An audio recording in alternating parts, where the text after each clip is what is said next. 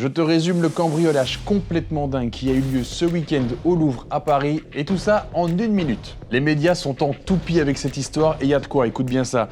Il est 9h30 ce dimanche au musée du Louvre, donc quand même un musée bien fatos. Les premiers visiteurs entrent dans l'immense bâtiment de 73 000 mètres carrés.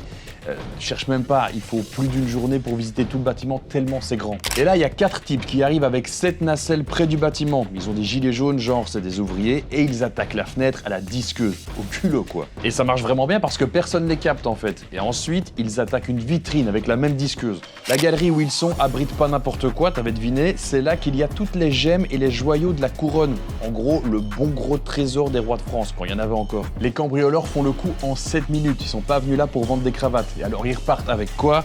8 pièces d'une valeur inestimable. Ça sent pas très bon pour les assurances.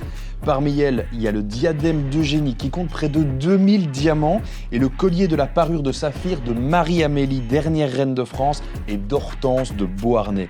Il est composé de 8 saphirs et de 631 diamants.